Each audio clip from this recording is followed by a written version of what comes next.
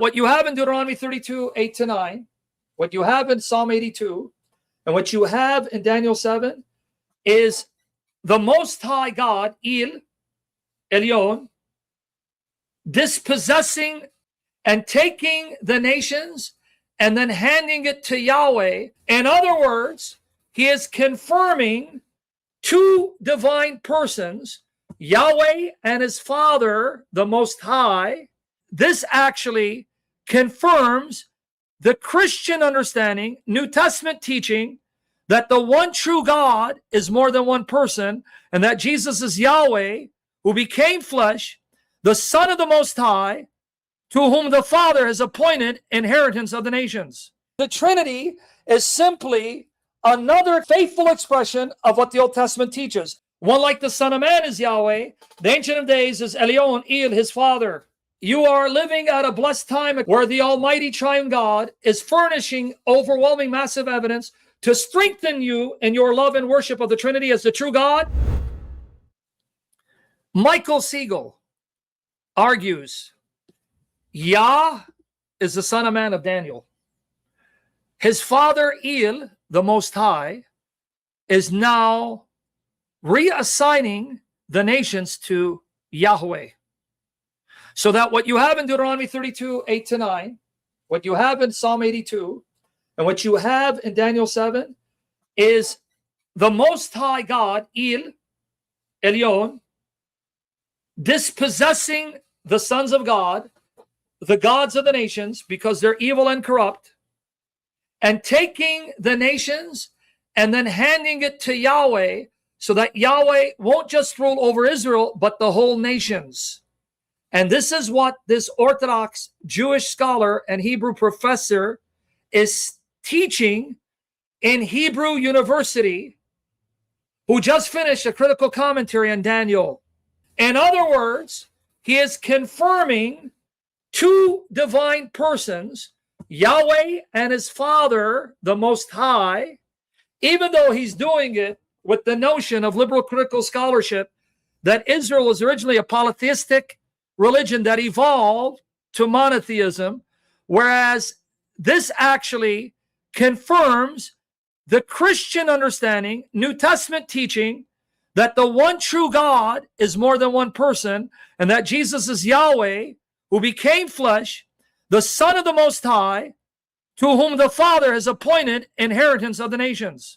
It actually confirms the Trinity. Can you believe that? And I had written articles on this showing that you can take the view of liberal critical scholars that Yahweh is one of the sons of the Most High and turn it in favor of the Trinity. Here, I'll show it to you. And I asked him if that's his thesis. He goes, yes. Here, you go, Michael, you put Heiser in the search engine, and this comes up. The sons of God of Deuteronomy 32:8. Here I show that you can take this view of liberal critical scholars, that Deuteronomy 32:8-9 shows that Yah is one of the sons of God, Elohim, to whom the Most High appointed Israel as his portion, and argue for the Trinity, because that Yah would be Jesus. He becomes Jesus, and the Most High is his Father. Because guess what? Gabriel calls Jesus the Son of the Most High. Luke 1:32, Son of the Most High. So you can go here and find it right here. Son of the Most High, Yahweh is the Most High. So let's go right here. More proof for God's triunity. Boom, right here. It's all on the website and on the blog. Boom, let's go here. So now we have an Orthodox Jew confirming Yahweh is the one like the Son of Man. And the Ancient of Days is his Father, who is the Most High, who is Il. In other words, he just confirmed to you the Son of Man is Yahweh God. Well, if the New Testament tells you that Son of Man is Jesus, this Orthodox Jew just helped you show Muslims, Unitarians, Jesus is Yahweh, the Son of Man. And is it a coincidence that our Lord Jesus is called Son of the Most High? And here it is. I give you the receipts. I've been doing this kind of research for years to help you not to be troubled. Liberal critical scholarship are indirectly, they don't mean to, confirming the Trinity, that the Old Testament, New Testament are Trinitarian revelations. But being liberal critical scholars, they don't believe the Trinity is in the Old Testament. They think it's polytheistic, that you had the Most High, El, and he had all these divine sons, one of them was Yahweh, whereas in reality, that perfectly comports with the Trinity, because the Most High, the Father, if his Son is Yahweh, and that Yahweh becomes Jesus, there you go. Father and Son, the uncreated, eternal God. Take their arguments, get rid of their assumptions, take their facts. The facts are one thing, their interpretation, assumptions of the facts are another thing. So when I saw this, I was excited. See, he's called the Son of the Highest. You get it?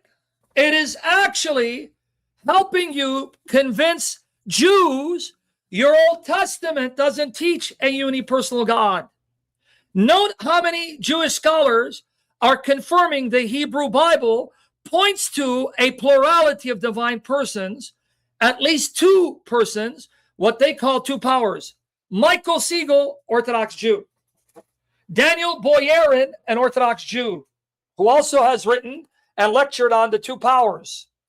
And then you have Benjamin Sommer, The Bodies of God, another Orthodox Jewish scholar who wrote a massive tome on the Old Testament and Jewish evidence for God's plurality and plural manifestations, and God appearing in a body, God embodied. And he was interviewed by Vartan, and he goes, the Trinity is simply another expression and a faithful expression of what the Old Testament teaches. And he says that as an Orthodox Jewish scholar. Go watch his interview on Full Armor Apologetics, Benjamin Sommer.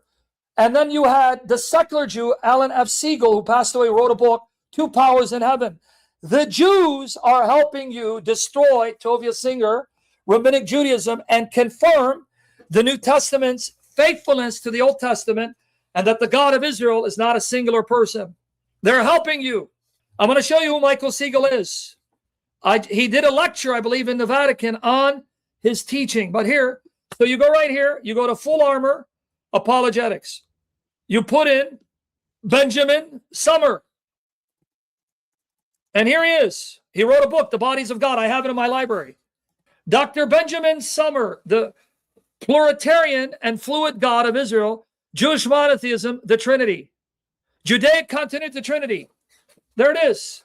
How many Orthodox Jewish scholars will it take for Muslims, Unitarians, and Orthodox Jews to see their Old Testament is their enemy, but the Old Testament perfectly confirms, supports the New Testament revelation of the Trinity and Christ as being that second part, what we call the second hypostasis, person who became flesh. How many more do you need? Now here, let's go here to see Michael Seagull. He teaches at Hebrew University. I just watched his lecture. It was 9 years ago. He was already arguing this. And it's going to be defended in his international critical commentary on Daniel, but sadly, it's going to come out in 2027. If the world hasn't been destroyed, here he is. Michael Seagull, that's him, Orthodox Jew. This is at a Catholic meeting of scholars. There he is. And this lecture is all about Daniel 7, Deuteronomy 32, 8-9, Psalm 82, that the one like the Son of Man is Yahweh, not the Ancient of Days. The Ancient of Days is not Yahweh. One like the Son of Man is Yahweh. The Ancient of Days is Elion, El, his father. And he's arguing that as an Orthodox Jewish scholar. And he's on Facebook. And I sent him a message, and I'm going to read the message because I said, am I understanding your thesis correctly? Here, let's go here. So it's public, his Facebook, okay? Let's go right here. Here's his public page on Facebook. This is him. He's a professor at Hebrew University. So I sent him a message. I'm going to read it for you. I don't want you to see it. Maybe he wouldn't appreciate me showing it. I don't know. So here's what I ask him. If I understood your argument, you take the view that the one like a man in Daniel 7, 13, 14 is actually Yahweh, and the Ancient of Days is El Elyon, who has now reassigned the nations to Yahweh by dethroning the other gods. Am I correct? See what I asked? Look what he says, guys. The commentary will be published in the ICC, International Critical Commentaries, in 2027. Yes, that is an accurate summary of my interpretation. An Orthodox Jew says his God, Yahweh, was the son of El, son of God, the Most High, and his God, Yahweh, is one like the Son of Man, and his Father will then redistribute the nations by taking them away from the gods and giving it to Yahweh, the God of Israel, so that the Yahweh, the God of Israel, will be the God of all the earth. Michael Seagull. I spent all day reading his section on Daniel 7 in his book to produce these articles that I did on the blog and the website. Now you see why I learn and I study liberal critical scholars. He's got a book, and I quote it.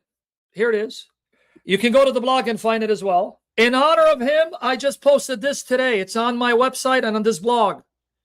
And I quote his book, Dreams, Riddles, and Visions, Textual, Contextual, and Intertextual Approaches to the Book of Daniel. Not only him, what about Daniel Boyarin? He says the same thing. What about Benjamin Summers? Brethren, you are living at a blessed time, exciting time, where the Almighty Triune God is furnishing overwhelming, massive evidence to strengthen you in your love and worship of the Trinity as the true God.